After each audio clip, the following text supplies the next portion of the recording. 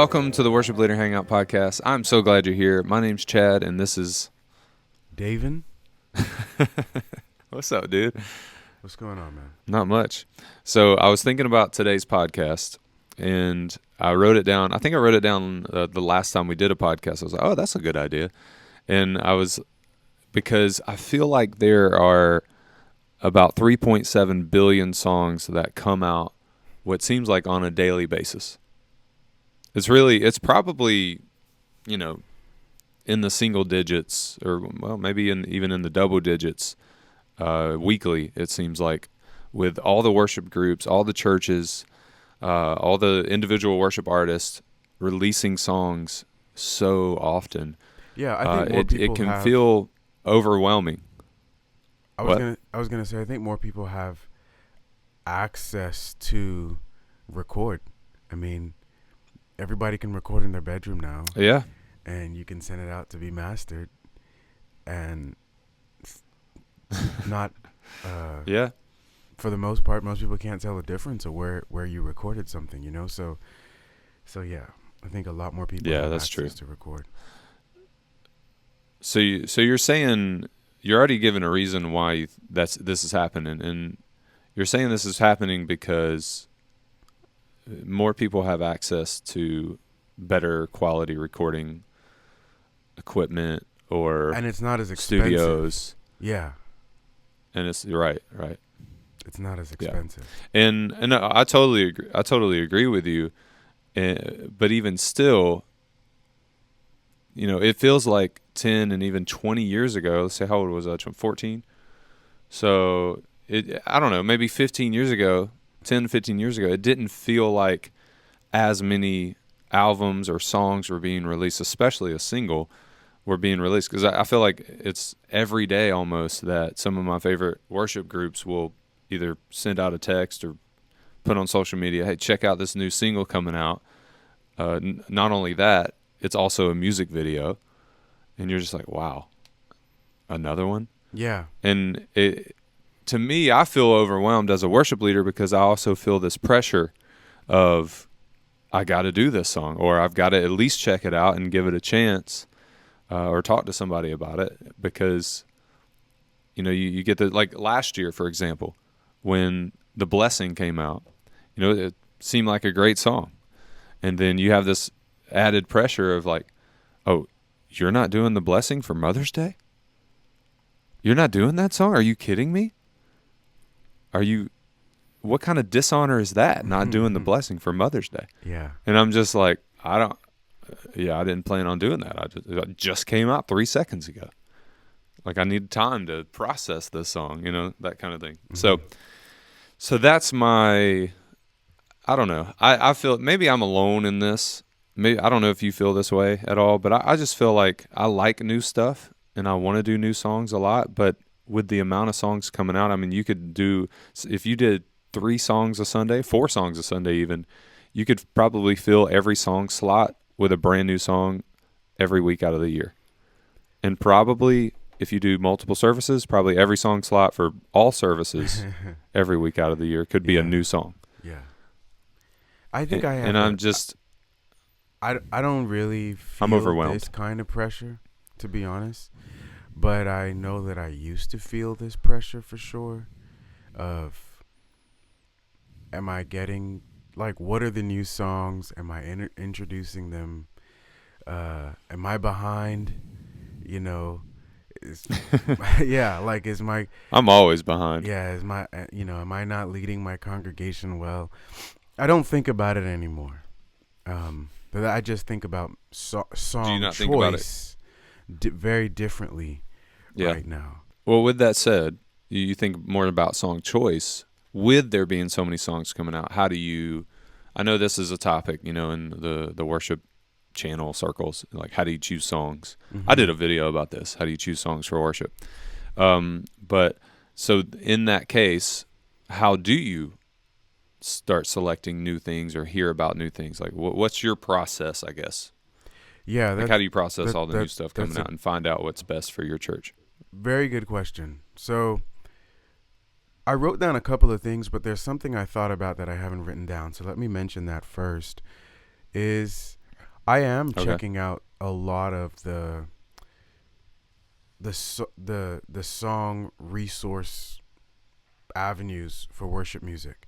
So, for example, I am checking out what's on worshiptogether.com, or what is Praise Chart saying, or what is Song Select saying. Like, what are the top songs? You're actually looking at all those things to kind Yeah, of I look and do see what look new at songs the are the out there. charts on there. I even go to the Billboard charts. Those, but between the Mm-hmm. Billboard charts and Song Select, those are often to me really late. You know, so the They Christian, are really late. yes, That's the way I feel. So they're really really late, or they're not really showing a lot of the new songs. So, but Praise Charts is pretty good, and I do like Worship Together. So that's one place I get my material from. Um, and then another one thing I like about Praise Charts is that it actually has a section for independent artists. And I'm really, really big on independent artists or alternative music, because you know how I feel about CCM. So for I like it for that reason. So that's one of the main ways I go about trying to find wait, new which one? I'm songs. sorry. Praise Charts. Which one was about? Oh, Praise Chart was had the more independent stuff on there. They do. They have so they do have like all the artists that are with labels, but then they have a section for independent artists, and Oh, okay. you can find some really good music there. And I like those because they don't sound like the same song that you heard. They don't sound like everything else. So, but yeah, that's Right. one way I go about picking songs. So before I go into my other ways about picking new music, how do you go about it? Because it seems like it's a lot of pressure for you, and you must be listening to the radio a lot. I don't listen to the radio a lot. We do have a new gospel station here in Greenville, though. It's called Greenville's Inspiration Station, 96.9. And it's like a gospel station. So I do listen to that one when I don't want Spotify on, or when I don't want to mess with my phone. I'll listen to that. But I do listen to a lot of Spotify, like a lot of artists or a lot of groups on Spotify, and I follow a lot of them on YouTube as well. So when you follow them on Instagram, YouTube, any social media platform, and are on Spotify and follow them on Spotify as well, you get a lot of updates on when a lot of singles are being released and everything. So I that's why I guess I feel like, because of the social media aspect of this, and if they come, say they are working on an album and they bring out every song individually, it could seem like these artists or these groups are bringing out songs every day, which I want to clear the air here. I think this is a fabulous thing in the sense that we are writing, like Christian groups, worship artists are writing, and there is fresh stuff out there. I mean, you have unlimited freshness if you want it. Is it all perfect and is it all super good? Well, a lot of it sounds kind of the same in a lot of ways, but that's okay. Yeah, that's my I problem just with think it. it's I mean, yeah. But yeah, I think it's good. I know you want to. I am the pessimist and you are the optimist in a lot of things, but that is my pessimism about it, is that yes, it all does sound the same. I don't think it's bad at all. I do think the lyrics a lot of times are solid, and if I must say, Christian music overall has gotten a lot better about lyric choice. Mm-hmm. Um, like, we are writing better songs than we were in 2000, and so I I could would say, agree with that. like, we have done a great job about thinking theologically about our songs. Do these line up? Yes, I would say that most songs are coming from the charismatic Pentecostal perspective, but I'm totally okay with that, right? Like, even though I may not like align with that theological viewpoint all the way, like, I'm totally okay with that, because for the most part we can, as a church, sing a lot of those songs. But in terms of sound, I do think, yes, they all sound pretty much the same. Now, when I'm listening to certain groups as opposed to others, I'm not necessarily saying that one group sounds like another, because I can listen to House Fires and know exactly who I'm listening to just based on the nuances of their sound, as opposed to when I listen to like Maverick City music. Mm-hmm. I feel like there is a difference. There is a clear difference in the sound between them, but but those groups themselves, when you're comparing music within those groups, that can tend to sound very similar from song to song throughout like a new album or something like that. Yeah, I would say And from song to song and even album to album sometimes. yeah, yeah, and I feel like too, maybe a lot of that's because a lot of this is written around the same time periods, and they do these writing, I don't know, what is it called? Like writing summits where they just kind of sit and write for however long. And like I said earlier, I think it's amazing that we have a lot of choices. Because honestly, I mean, me and one of my interns are writing a song right now, and it's taken us a few weeks just to write one song and make sure it's actually a good song that we would want to do. Yeah. But yet Maverick City, for example, is dropping, 13 albums in that 3-week period that we're trying to write one song. Yeah, certainly So feels that way, right? Yeah. It feels that way, and I get, as a worship leader, I kind of get a little bit overwhelmed because it's like, oh, I want to know what's out there, I want to know what I'm doing and what I'm not doing, and it makes me feel like sometimes the way I do introduce new songs, the way I do find new songs is I listen, and it's very simple. I just listen.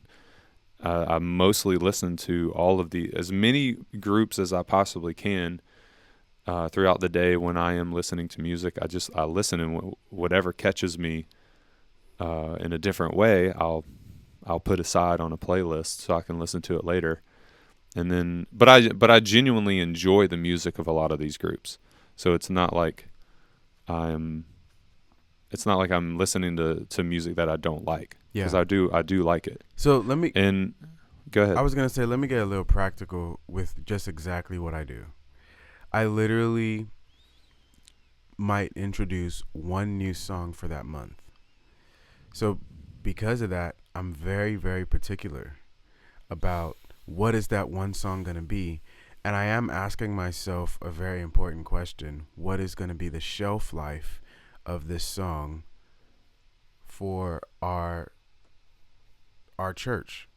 So, or for our that's a good question. Our student ministries. If I think that this song does not have a long shelf life, then I'm not going to use it. And when I say long shelf life, I'm saying, will we sing this song for the next year?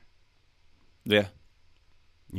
Because I notice, like, I'm dealing with students, and I want them to be engaged. And you're not going to be engaged the first couple of times you're hearing that song, because, like, you don't know the lyrics. You're trying to learn them. You're trying to Wait. Let me stop you. You mean our congregations and student bodies aren't listening to all the same music all the time like we are? Yeah, exactly. Right? Exactly. Are you sure? Because I could have sworn they're all listening to all the worship albums. Oh, yeah. Well, all the time. Yeah. Oh, okay. Yeah. Well, maybe your people are, no. But mine aren't. And a lot of our people are listening to country music around here. Yeah. And I know that they're not listening to music that fits within my musical taste. So, yeah. Right?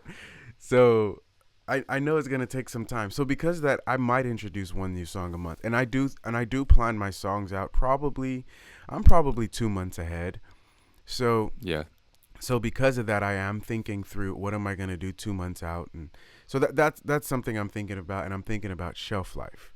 And so because I already have that filter, I'm not as thinking about, okay, well, do I got to get this new song in there? Very rarely am I like that, So, and even so, I'll just put it on the calendar, and I know when I'm going to do it. Yeah, that's true. Maybe I just need to stop listening to so much music because I hear all these songs and I'm like, man, I really want to do that. Oh, I like that. I want to do Hmm. that. Oh, that's nice. And I get I guess I can overwhelm myself in that way. So how are you? But how do you filter through new songs? Right now, I honestly, it sounds like the most cliche answer. I pray. Mm-hmm. I pray that, and I not on like a daily basis necessarily, but when I'm trying to be intentional about it, I pray that the Holy Spirit will lay on my heart the songs, or let me find the songs that will best minister to our congregation or whatever purpose I'm using that song for. Um, so I'd really try not to let it just be on which ones are my favorite, because I've done that in the past, and some of those have flopped, and it's just not a good experience.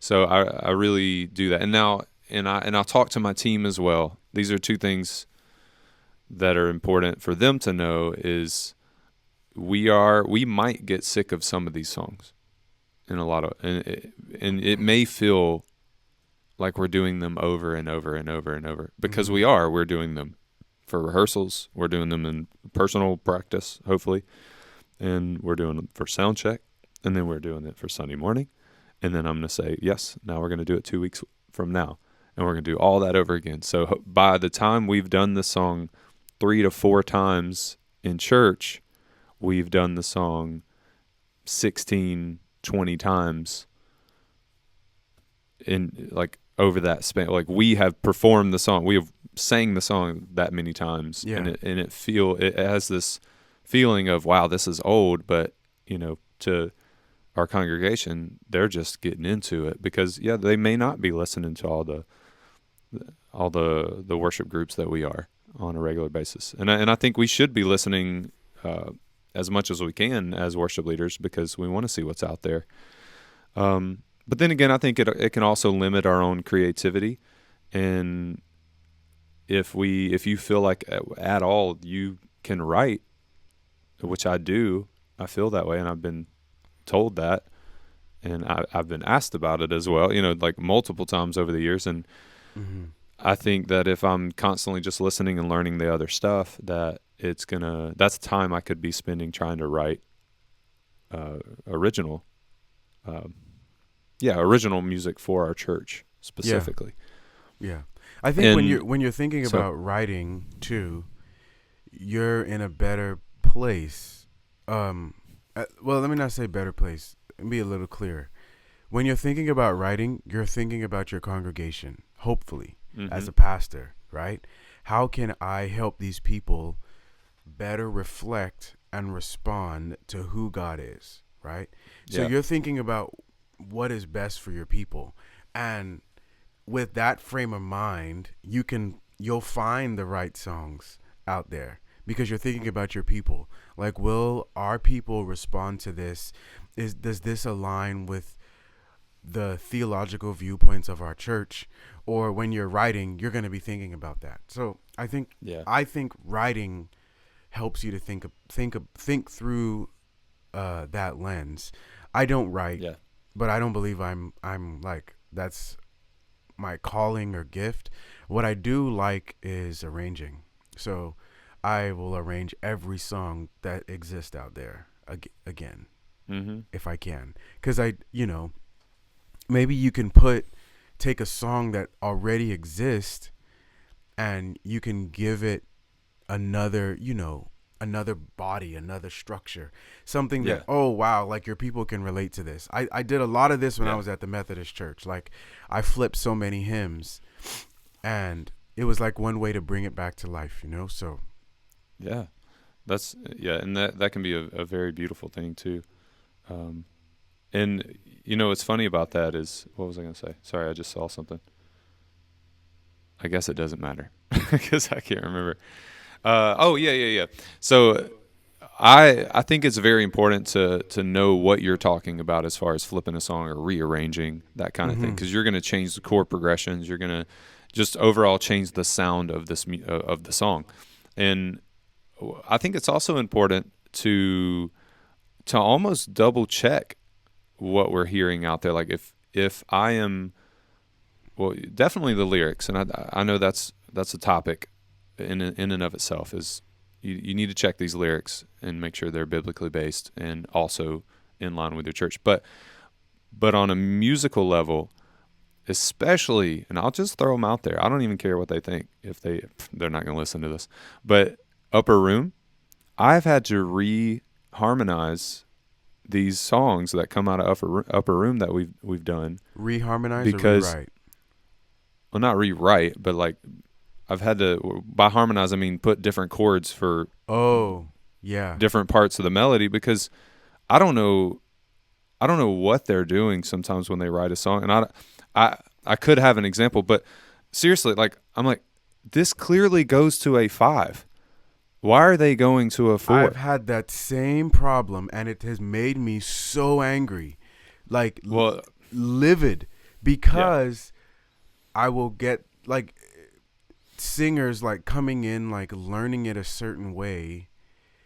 It'll just, I don't know, it just makes me so mad, because it was like you clearly got a guitar player who knew like 6 chords, and he decided I'm going to use 3 of them today. Yeah. And I'm just going to, put these wherever I feel like. Yeah. Mm-hmm.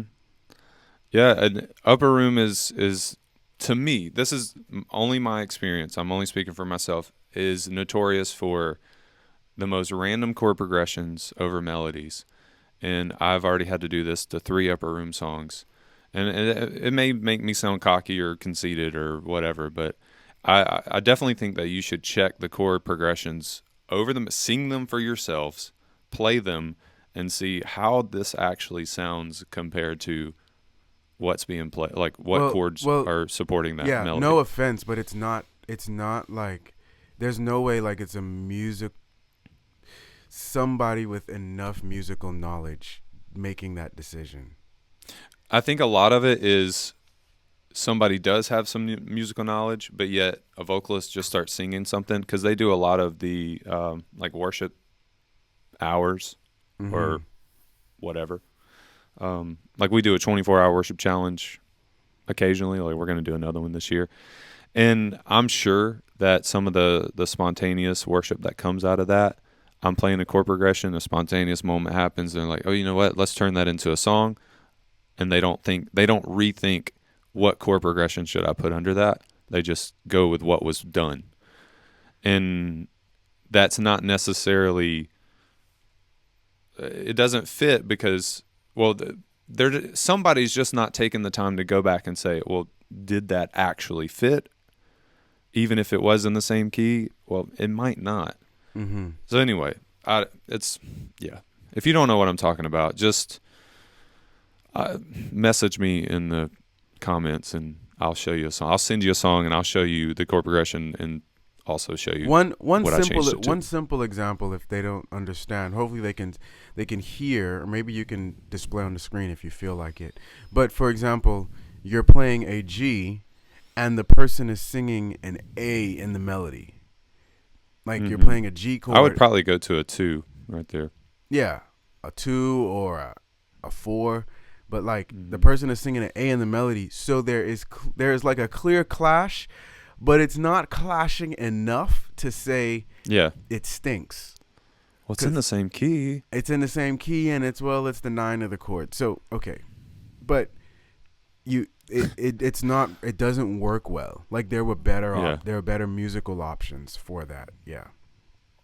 Yeah. So well, I'm actually going back through Planning Center to see if I can find that song. Well, I'm pretty sure we've done this recently. I haven't really done their music since I've been at First Baptist, but I know when I was at the Methodist Church, a few songs were on my radar from them.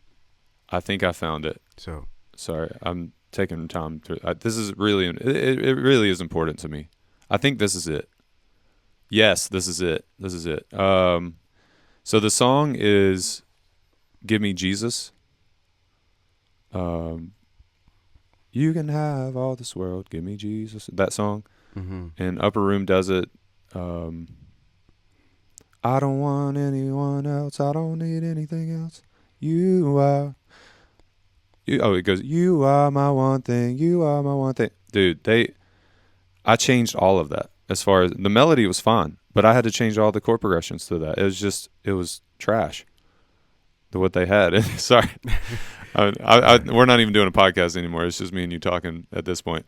But it it just wasn't good, and I don't know. Anyway, Yeah. let's come down from that.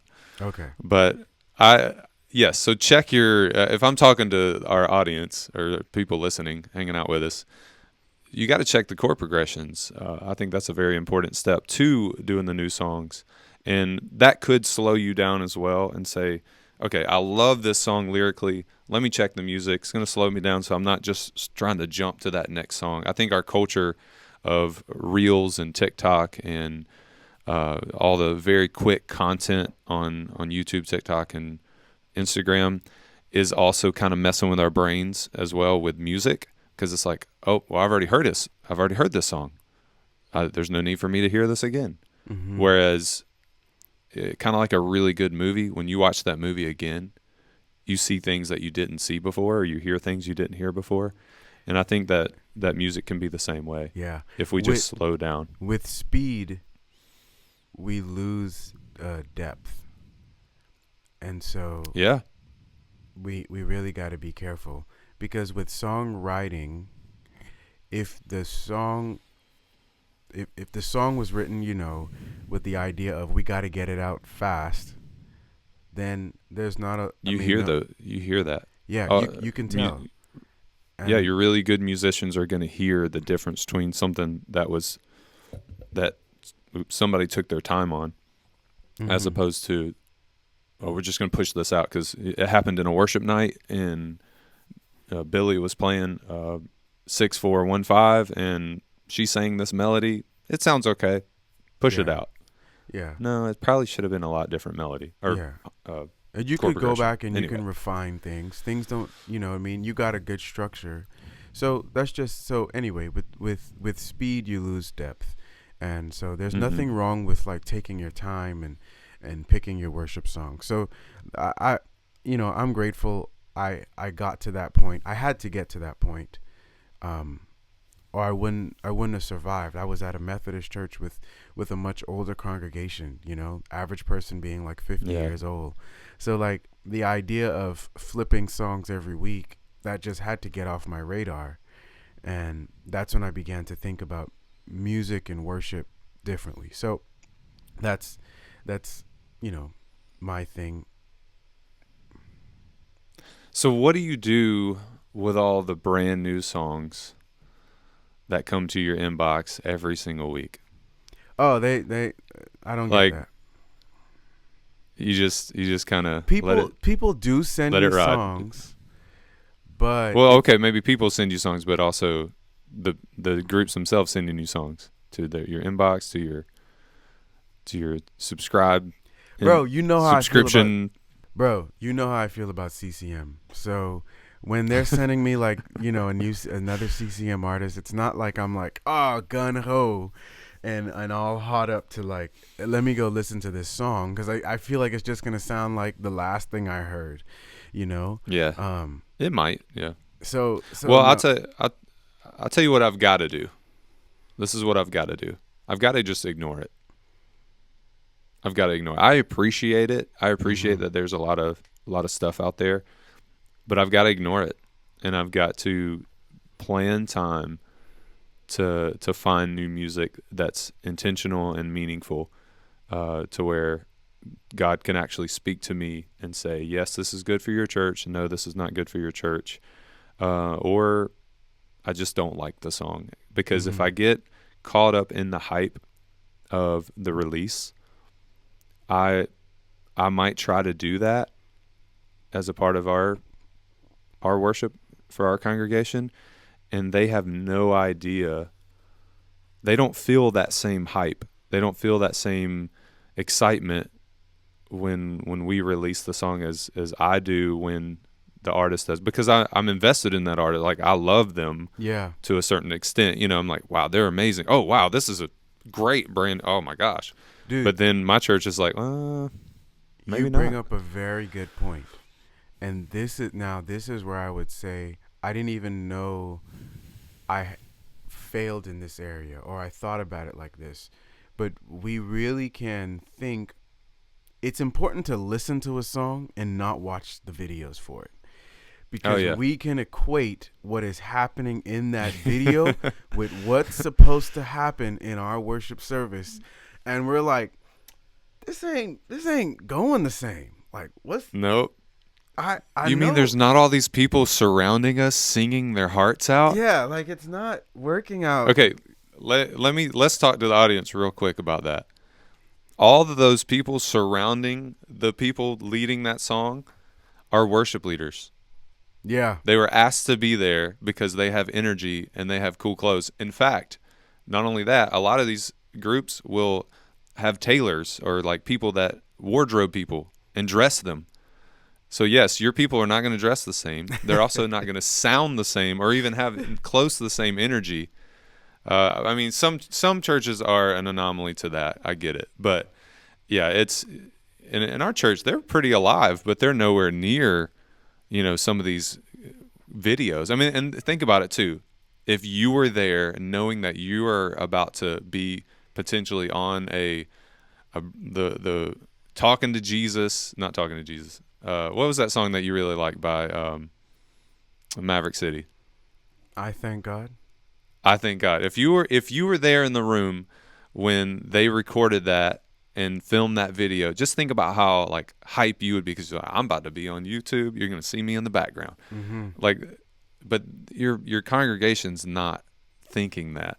Even if they know they're going to be on YouTube and there's going to be 37 people watch the video later on, like they're like, So I don't you care. It's just need my church. that. That's what I'm saying. We gotta listen to and that's what something I do miss is listening to a song outside of that, like that full context. I just want to hear the song for the song's sake. Yeah. You know, Just the song with the artist doing it in the studio with no crowd, no crowd, congregation, none of that. Now I like live, which is rare nowadays. Yeah.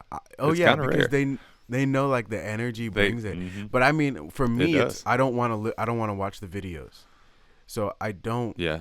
I'm not. I typically don't, by the way. I've already made that known to myself. Like, I will listen to it on Spotify, even if it is a live out. I love live worship. Yeah. But I will listen to it on Spotify before I watch the video. In fact, I just did another reaction review of a song that's been out for a little bit, and it's such a great song. But I did not watch the video the entire time. When I knew I was going to do the review and reaction of this, that was when I watched the video for the first time, and it was a lot of fun. Yeah. But I knew for a fact that I loved the song, and I was able to really understand the meaning of what that song was and where it came from out of Scripture, and it made me appreciate that song so much more than if I would have just watched the video and got super hype about it. Yeah. So The videos are there to do that, right? They're trying to sell. it. Yeah. They're trying to sell it. Which, man, we're just talking at this point. But something I've been thinking about more. These are the best podcasts when we're just talking. Is how like the what? Christian music business is a business. Oh yeah, we need to. I'm not And even really involved in that, so I would just be just another random voice in that subject. It doesn't mean like just because something is a business doesn't mean it's not genuine. But what it does signify is we have other motives. We have motives for making money. And to do that, we have to sell seats for concerts. And we have to make music that we think people are going to like. Right? So, which is why all the songs sound the same or very similar to the last songs, right? Like we know that this is the formula, and it's why this is gonna sell.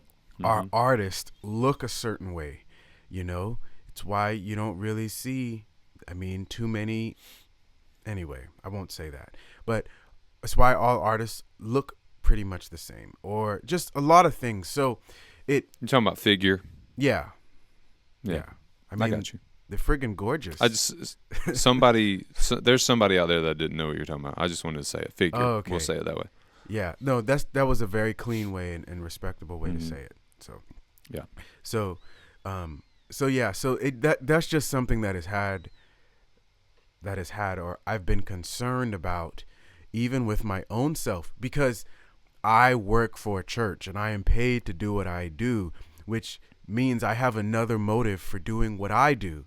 And like, it's causing me to question my own motives. Like, have I ever gone to church in the last 10 years or 12 years without being paid for it? You know? So it's like causing me to ask my That's a great question. Own self that question.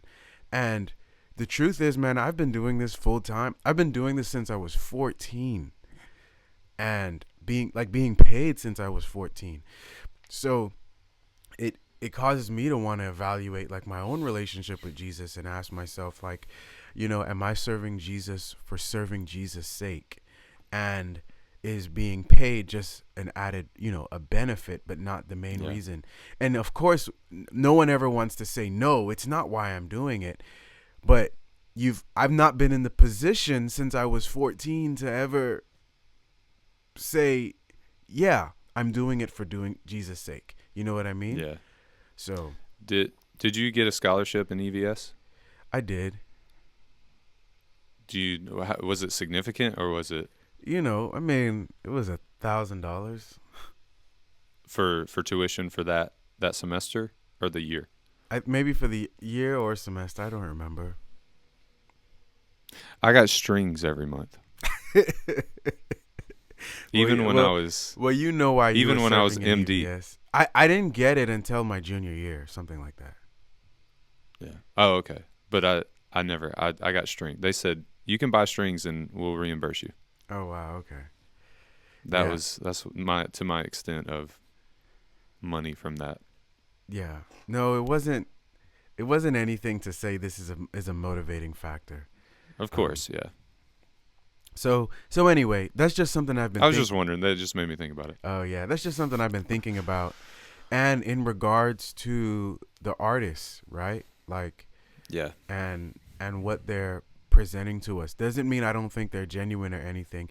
I just think these are questions we should all consider, and I'm asking it for my own self, right? So I'm not trying to like throw any stones at anybody. I want to say as we end, I genuinely love all the artists that I'm into, that I listen to. I know I listen to a lot. And artists, I mean, we're talking about groups, churches, whatever. I really appreciate what they're doing, and I never want to. When it seems like a lot of times, especially in kind of the secular world, when somebody gets so big and famous, then people start hating them, and it's like, well, you. It's like Walmart. It's like, oh, you shop at Walmart.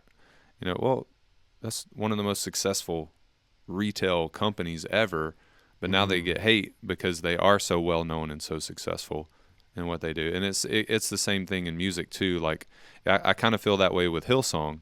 They're so well known and they put out some pretty decent music, but now, you know, it almost seems like, oh, you're still listening to Hillsong. That's kind of a perception that I'm seeing and hearing, like, oh yeah, no, we don't deal with Hillsong.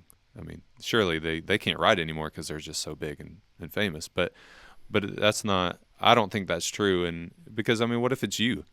You know, think about it. Like, what if you start writing and God allows your voice to be heard and elevates you to a higher level as far as in popularity because He wants your voice to be heard.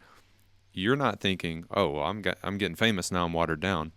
Like, you're not thinking that. So I definitely don't think that for all of the groups and artists and churches putting out really great music. But for us as worship leaders, we have to figure out a way to decide: is this for us? Sorry, lost my train of thought. Is this for us? And if we decide to do these, is this right for our church? And then, am I doing that too much? We've got to think about that. Am I introducing too many songs? And it's a very real question that you need to ask yourself, and also talk to your people about too, your band, your congregation.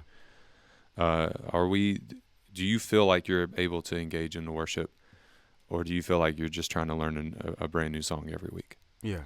So I think it's a real conversation that you need to have with your team and with some people in your congregation if you can. Just something to think about. You know, we do these podcasts just to listen to ourselves talk. So Yeah. Well, you did a just good playing. job summarizing it. So. Oh, thank you. I try to at the end. You know, that's just. What do you got coming up this week? This week. Yeah, or what your next video? Yes, hey. Ensemble. I say my because I started it. You can say mine. That's no problem. So, but I direct a choir, high school choir, like at our church, high school and junior high. And in the group, there's an ensemble, audition singers, choral music. We're singing this Sunday. Looking forward to that. Taking my whole choir. Singing in the main service? No, not singing. We're singing for a new member lunch.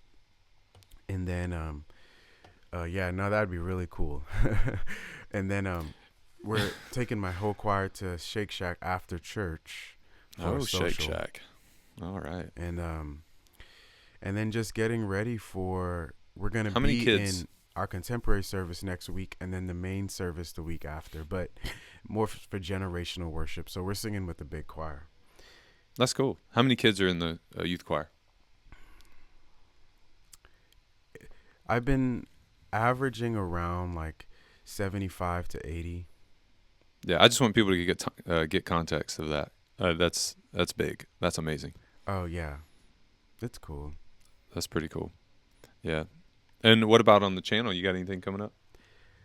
Yeah. So today I'm going to shoot 2 videos for Worship Leader Hangout. I am shooting some 736 stuff and then probably some chord More? Oh my gosh. That's just the 251. Probably some chord substitution stuff. And then it's November. So it's comments. Black Friday. It's no longer Black Friday. It's like Black Friday month. So I got a bunch of sales going on. So if people want to get live lessons with me, they can do it at a much cheaper price. All right. I'm signing up. Yeah. So, I need a lesson. So, yeah. So you can go ahead and I don't know if you'll put the link in the description, but it only lasts for this. If you talk about it, I'll put the link. This sale only lasts for this week. So I don't know if you'll have this video up. No, this is going to come out. It'll come out before Black Friday for sure. No. This sale only lasts until Tuesday. Nope, it's not coming out before that. Okay, yeah. But then after that is another sale where I'm offering the student membership for a year for $200, which it's okay. So that'll be like I'd be like $200 and something off. So it's pretty cool. Is there an age requirement? Like to a certain age or? I mean, whatever. You know, I don't recommend student. anybody I thought under you said 14 student. take it. Okay. Yeah. Yeah. So it doesn't matter how old you are. No, it doesn't matter. Okay, that's cool. Doesn't matter. That's good. Yeah. Most people that take it are actually like in their 40s, 50s, and 60s. Yeah, because they realize I want to learn how to play the piano before I die. Yeah. And I mean, it's just how it is. And hey, I'm excited for that because we need more musicians. I have a box here, David. What's that? A company called Earthworks. They actually made this microphone. They sent me this microphone because they want to. I don't even know. Like, I don't understand how this even got set in place. I have no idea. I've never talked to this company. I started talking to a really cool guy at Full Compass, and he's like, "Dude, I got a mic company. They want to send you a mic. Not only that, they want to like laser print artwork onto the mic that represents your personality. Can you get a few people that love you, to talk about you, film them, send them?" And I'm like, what's happening right now? Are you talking about me? You're talking about that guy? Because anyway, so they did it. They sent me this mic. I did the interviews with this. You did one, but you had to do it in your studio there in Texas. And they did it. They sent it. So I'm not allowed to open this box, and I'm not going to do it right now, but I'm not allowed to open this box until I'm filming myself because they want. Did you have to? They just offered to do it for you? Yeah. Yeah, and I don't even think they want this back. But if they do want this mic back, I'll give it back. But it sounds amazing, I think. Yeah, it does sound good. It sounds better than your other mic. The SM7B? the quintessential worship leader / podcast mic. I cannot believe you just said that about that mic. Mm-hmm. Gosh. No, I'm just kidding. No, I know. It really does sound better. I completely agree. Yeah, it sounds... which is crazy. Which is great. But this is supposed to sound better than this one. Really? And so I'm going to do a comparison with this one and the 7B, the Shure, the one you see on all the worship videos, and just kind of see, what the difference is and whatnot. And anyway, I got a couple other ideas to use with the microphones. Mics are not usually very hot topics, but it's happening, so I'm just going to lean into it a little bit and talk about it. So, and I got some other stuff. We got a song review coming out hopefully Tuesday. I'm working on a wedding video, but that's not for worship. Something I want to do, like you talked about, like writing lyrics, man. I want to make more music. Oh yeah. So that's something I want to do. Hey, yo, guess what happened? So citizens came to our church, clearly. Yeah. Because we talked about that. I pushed for it. Well, they had a little like yeah. online, just so like you're a part of Citizens and Saints now. Online like weekly competition about who can cover for their songs, and I won for my week. Did you really? No, you told me you entered, but yeah, I didn't know you won for that week. Now I don't know if I won because I I basically brought them to my church, and they were like, "Okay, we feel sorry for him." Or, we need to push him through, him on through. We need to push him through, but I will take it. Hey, well, that's what I'm saying. Like, I don't deserve this, but I'll take it. Yeah, ain't nothing wrong with that. I will take it. So it's cool. Yeah. They told me I want a walrus pedal, guitar pedal. Oh, I thought you were talking about the animal. I was like, I don't know what to do with that. Yeah. Like, what am I gonna do with a walrus right now? Jeez. So yeah, a walrus pedal. So what kind of? So it's like a guitar pedal? Yeah. What are you gonna do with that? I have a guitar. I have two. Okay, so you're gonna play with it. Yeah. Because I've been working on my guitar skills. Okay. Well, I've been working on my piano skills. So. Yeah. So we're trying to cross paths. Yeah, exactly. But I need to work on these videos. Yeah. I actually need to film this unboxing because they need it. They're like, you got to film it and get it to us because we're putting together a video. Yeah, in like 5 minutes when we get off. All right, cool. Well, I got to write my notes for the week. I got to do notes here at church for every day, and I didn't do mine for yesterday, so I got to do that. But once I get that done, that's due at 11:30, and I'll do the unboxing. I'm excited about it. I'll send you a picture of what the mic looks like. Okay. So and thanks for doing that video, by the way, a little while back. No problem. Yeah, dude. Well, have fun doing those videos. And, we're doing a podcast. Thank you guys so much for watching. If you like what you see here and just want to hang out with us a little bit more, subscribe if you're not already. And remember, great worship leaders are always learning. Have a great day, guys. Peace.